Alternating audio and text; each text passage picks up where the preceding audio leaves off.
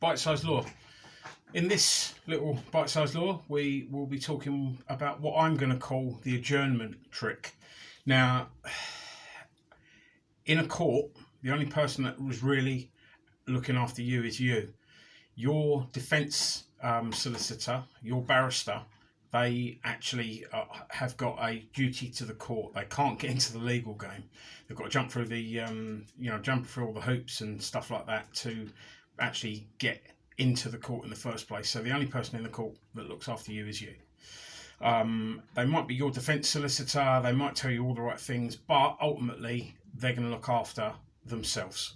And if they do anything that is against what is in your favour and against what is in the court's favour, that there won't be a solicitor or a barrister or anything in the court for very long, because their ultimate oath is made to the Crown and the court. So you're the only person that is really looking after your interests. They might be your friend, they might be really good to you and stuff like that, but ultimately, if they want to carry on practicing law, they can't muck about with the court, and they can't do stuff that the court would say is in your favour and against the courts. So be careful of that one. Now, what happens on trial day? Yeah, you go to the court, for instance, you would have pleaded not guilty. You go to the court and you get to the court and there are witnesses missing.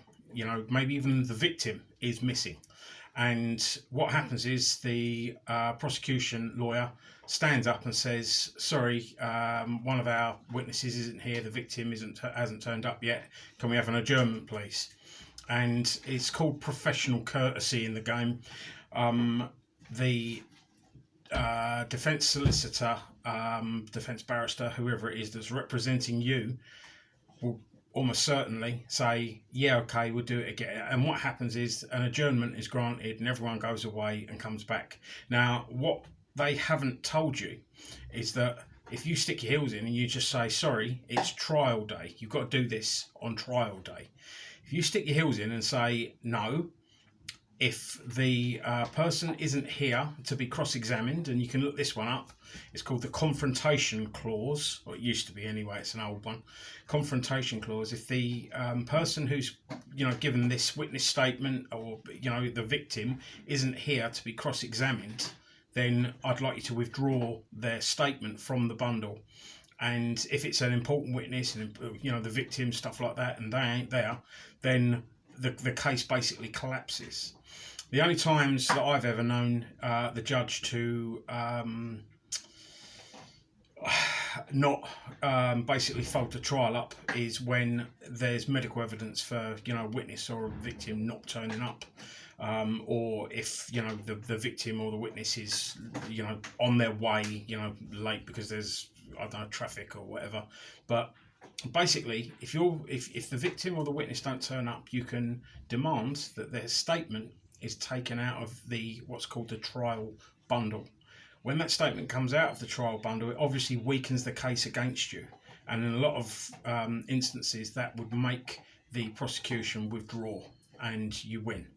So if you're in a case and one of the witnesses don't turn up, don't let your solicitor agree to an adjournment so they can just try it again, because they could win the case. That could win the case for you there and then.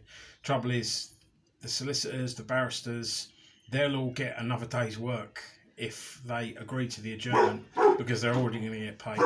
Someone's at my door, guys. I've got to go. But have a look at Confrontation clause, and in the description I'll put a little video up which was done quite a few years ago of me basically saying to someone with 50 years experience that they don't know what a statement is, because the person that made the statement wasn't available to be cross-examined, and therefore we got the statement taken out. And by the way, the lady in that case won. Hope this helps, guys.